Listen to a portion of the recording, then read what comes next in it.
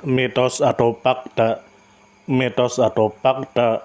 Selamat datang di mitos atau fakta. Silakan komen. Komen. Mitos atau fakta? Kali ini kita akan membawakan sebuah cerita, yang mana silahkan Anda semua tebak apakah itu hanya mitos atau fakta yang pernah terjadi. Tentu kita semua tahu bahwa mitos itu adalah cerita yang dipercaya sebagai hasil imajinasi dan kebenarannya tidak dapat dibuktikan. Sedangkan fakta adalah suatu peristiwa atau keadaan yang benar-benar terjadi dan dapat dibuktikan. Fakta dapat diperoleh melalui pengamatan terhadap suatu objek atau peristiwa. Sekarang masuk ke video. Dikatakan bahwa pada masa lalu hidup seseorang yang bernama Sulaiman atau yang dikenal dengan sebutan Datu Burung. Lalu kemudian selanjutnya dikatakan menurut kabar yang beredar, bahwa Sulaiman, beliau adalah seorang ulama yang menyebarkan agama Islam di daerah Amuntai khususnya daerah Pakacangan. Lalu kemudian selanjutnya dikatakan menurut kabar yang beredar, bahwa beliau ini tidak memiliki keturunan karena wafat di waktu muda dan makam beliau ini ada dua, yaitu di daerah Desa Pakacangan dan Padang Basar. Lalu kemudian selanjutnya dikatakan menurut kabar yang beredar, bahwa pada sekitar abad ke-18 ada sepasang suami istri dari Padang Basar Amuntai Hulu Sungai Utara yang hidup rukun. Tidak tercatat secara pasti nama mereka. Pada suatu hari mereka pergi ke Martapura yang pada saat itu merupakan ibu kota kerajaan Banjar. Mereka berkunjung kepada sanak keluarganya yang berada di Martapura melalui sungai dengan membawa perahu atau jukung besar khas Banjar. Setelah saling melepas rindu dengan sanak keluarganya mereka pamit pulang. Tapi alangkah terkejutnya mereka ketika sampai ke perahu. Ternyata di dalam perahu sudah ada seorang bayi mungil. Sadar bahwa bayi tersebut bukan anak mereka, mereka lalu melaporkannya kepada masyarakat sekitarnya. Tak lama kemudian datanglah seluruh masyarakat Martapura untuk melihat bayi tersebut. Ternyata dari semua masyarakat itu tak ada satupun yang mengaku bahwa bayi tersebut bayi mereka. Akhirnya setelah dibicarakan dengan warga setempat, akhirnya bayi tersebut mereka bawa pulang ke kampung halamannya untuk dididik dan dipelihara seperti anak kandung mereka sendiri, dan diberi nama Sulaiman. Lalu kemudian selanjutnya dikatakan menurut kabar yang beredar, bahwa ternyata anak tersebut bukan sembarangan. Banyak keganjilan-keganjilan yang terjadi sejak ia masih bayi. Pada saat bayi anak tersebut tidak pernah mau minum susu. Ia cuma mau minum air putih dan setiap waktu sholat anak tersebut pasti bangun dan tidak mau tidur. Keanehan lain pada saat bulan Ramadan tiba dan orang-orang melaksanakan puasa. Pada siang hari bayi tersebut tidak mau minum. Kecuali saat tibanya berbuka puasa baru bayi tersebut baru mau minum. Hal tersebut terus terjadi hingga ia semakin besar. Makin besar ia makin banyaklah keanehan-keanehan yang terjadi dengan dirinya. Lalu kemudian selanjutnya dikatakan menurut kabar yang beredar, bahwa selain dipanggil dengan Datu Sulaiman beliau juga dipanggil oleh masyarakat dengan nama Datu Burung. Kenapa jadi dipanggil Datu Burung? Hal ini ada kejadiannya.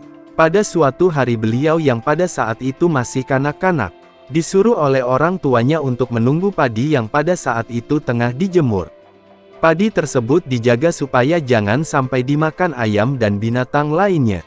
Sebagai anak yang patuh dan berbakti dengan orang tuanya beliau tidak menolak. Tapi apa yang terjadi? Apa yang dilakukannya membuat orang tuanya dan seluruh masyarakat kampung menjadi gempar. Ternyata untuk melaksanakan tugas yang diberikan orang tuanya beliau naik ke atas pohon pisang yang dekat dengan jemuran tersebut. Lalu duduk di atas daun pisang tersebut. Anehnya jangankan patah daun pisang tersebut, lentur pun tidak, dan sejak beliau menunggui jemuran tersebut tak seekor ayam pun yang berani mendekat. Lalu kemudian selanjutnya dikatakan menurut kabar yang beredar, bahwa tidak tercatat apakah setelah beliau dewasa, beliau menyebarkan ilmu-ilmunya atau diketahui siapa guru-guru beliau.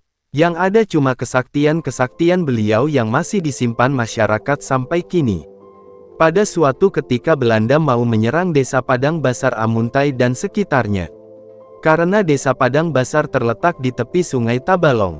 maka Belanda melakukan penyerangan melalui sungai dengan kapal laut. Mengetahui hal tersebut, masyarakat segera melaporkan hal tersebut kepada Datu Sulaiman. "Datu, Belanda mau menyerang kampung kita. Mereka sedang dalam perjalanan menuju ke sini," kata salah seorang warga melapor.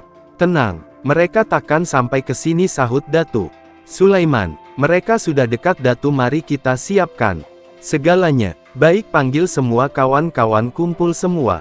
Setelah semua pejuang berkumpul, beliau lalu mengajak mereka semua ke tepi sungai Tabalong. Beliau mencari tali lalu dibentangkan melintang ke seberang sungai. "Untuk apa tali itu dibentangkan menyeberang sungai?" tanya seorang warga. "Untuk menghalangi kedatangan Belanda ke daerah kita," sahut Datu Sulaiman. Benar saja, ketika Belanda mendekati kampung Padang Basar, mereka melihat bahwa sungai yang mereka arungi buntu. Dan akhirnya mereka pun berbalik arah. Tidak jadi menyerang daerah Padang Basar dan sekitarnya. Lalu kemudian selanjutnya dikatakan menurut kabar yang beredar, bahwa apabila Datu Sulaiman ingin makan ikan, maka ikan yang sedang berkeliaran bebas di sungai beliau ambil begitu saja, tanpa menggunakan alat yang lazim dipakai orang, dan juga bila beliau ingin menangkap ikan yang berkeliaran di sungai, beliau pancangkan 4 buah bila atau tongkat berbentuk segi 4, maka ikan yang berada di dalam keempat bilah tersebut tidak bisa lepas. Lalu kemudian selanjutnya dikatakan menurut kabar yang beredar, bahwa pada suatu hari beliau menanam pohon kutapi di muka rumah beliau. Kepada keluarganya beliau berpesan agar tanaman tersebut dipelihara. Kalau pohon kutapi ini sudah besar seperti pohon kapuk atau randu, maka ajalnya akan tiba. Ternyata apa yang dikatakan beliau benar adanya. Pada saat pohon kutapi tersebut sudah besar seperti pohon kapuk atau randu, maka wafatlah beliau. Lalu kemudian selanjutnya dikatakan menurut kabar yang beredar, bahwa sebelum beliau wafat beliau sempat berwasiat agar supaya beliau dimakamkan di kampung Padang Basar, yang merupakan kampung beliau. Tapi ketika wafatnya oleh pemerintah setempat, beliau dimakamkan di kampung Pangacangan. Karena tidak sesuai dengan wasiat, maka pada malam harinya salah seorang sanak keluarganya bermimpi bahwa Datu Sulaiman kembali berkubur ke tempat yang sudah diwasiatkannya, yaitu di kampung Padang Basar. Dan siang harinya kemudian dia ceritakan kepada keluarga lainnya. Oleh keluarga akhirnya disepakati untuk membongkar makam di kampung Pangacangan dengan disaksikan seluruh warga. Anehnya mayat Datu Sulaiman benar-benar tidak ada, dan mereka hanya menemukan bulu barencong atau bambu yang dibikin runcing. Sedangkan di kampung Padang Basar muncul onggokan tanah. Dan onggokan tanah tersebutlah yang diyakini oleh seluruh masyarakat sebagai makam Datu Sulaiman dan diziarahi sampai sekarang. Bagaimana menurut Anda semua? Apakah cerita di atas adalah mitos dan cerita sebelum tidur atau memang fakta yang pernah terjadi? Silahkan tulis di kolom komentar.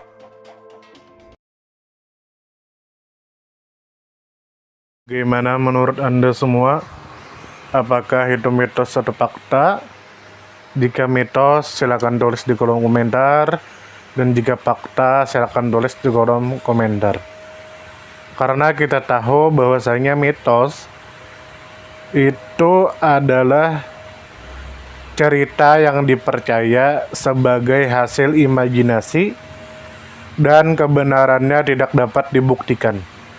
Sedangkan fakta adalah suatu peristiwa atau keadaan yang benar-benar terjadi dan dapat dibuktikan. Nah, jadi bagaimana menurut Anda semua? Apakah ini mitos atau fakta? Silakan tulis di kolom komentar.